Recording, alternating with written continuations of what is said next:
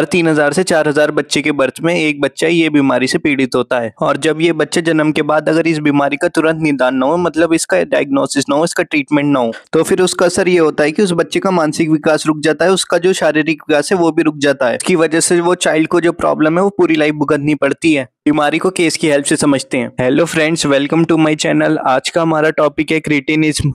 इस clinical case की help से हाइपोथायराइड से होने वाले एक और डिसऑर्डर को समझते हैं। प्रेग्नेंट मदर में थायराइड स्टिमुलेटिंग हार्मोन, जिसे हम TSH कहते हैं, इसका लेवल इंक्रीज हो जाता है क्योंकि थायराइड ग्लैंड को ओवरकम करना पड़ता है। थायराइड ग्लैंड को मदर के लिए भी काम करना पड़ता है और फीटस के लिए भी काम करना पड़ता है। Increase level of TSH during pregnancy is normal. यदि थायरॉक्सिन की कमी होगी प्रेगनेंसी में तो उससे बच्चे की डेवलपमेंट पे गंभीर असर पड़ेगा। इसी कंडीशन को क्रिटिनिज्म कहते हैं। क्रिटिनिज्म और भी रीजन से होता है। प्रेगनेंसी के टाइम पर भी थायरॉक्सिन की कमी होती है, उस वजह से भी। Could be from lack of thyroid gland, बच्चे में थायराइड ग्लैंड डेवलप ही नहीं हुआ हो। और lack of iodine in mother, mother की बॉडी में आयोडीन था ही नहीं, तो उसके चलते बच्चे का थायराइड ग्लैंड काम ही नहीं कर पाया। इससे जो है बड़े इरिवर्सिबल मेंटल डिफेक्ट होते हैं। बच्चे की ग्रोथ प्रॉपर नहीं हो पाती, कई सारे ऑर्गन बच्चे में डेवलप नहीं हो पाते। यदि जन्म के साथ बच्चा जो है फीटस में था और जब वो फीटस स्टेज में था और जब मदर प्रेग्नेंट थी, उस समय थायराइड की कमी हुई है, थायराइड के हार्मोन T3 T4 कम निकले हैं और जो हाइपोथायराइडिज्म की कंडीशन मदर को हो रही है, तो ऐसे में कॉन्जेनाइटल क्रिटिनिज्म बच्चे को होगा। तो ऐसे में जो है बच्चे में जो है जन्म से ही थायराइड हार्मोन की कमी होती है। थायराइड ग्लैंड प्रॉपरली फंक्शन नहीं कर पाती बच्चे में।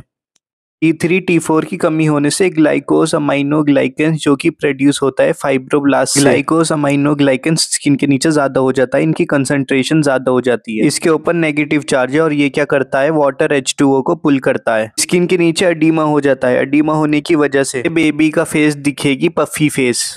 प्रोट्यूबरेंट टंग, ऐसे बच्चों में उनका जो टंग है इस तरह से बाहर निकला हुआ होता है। Tongue become so big that it hangs down with dripping of saliva. Rough and low sound produce करेगी टंग ड्यूरिंग ब्रीथिंग, जिसे हम गटरल ब्रीथिंग भी कहते हैं। T3 T4 ये क्या करता है, स्टोमक की मोटिलिटी को या तो नॉर्मलाइज करता है या फिर इंक्रीज करता है। जब T3 T4 नॉर्मल अमाउंट से कम होगा तो वो GIT मोटिलिटी को रिड्यूस करेगा ना, जो स्मॉल इंटेस्टाइन और स्टोमक में है वो लार्ज इंटेस्टाइन की तरफ पुश नहीं होगा। एज अ रिजल्ट बेबी में कॉन्स्टिपेशन होगा। बेबी का अम्बिलिकस फुल्ली मैच्योर नहीं है और नीचे से स्मॉल इंटेस्टाइन उस पर प्रेशर अप्लाई करती है। प्रेशर अप्लाई करने की वजह से बेबी का जो अम्बिलिकस है ना वो आउटसाइड बल्ज करता है।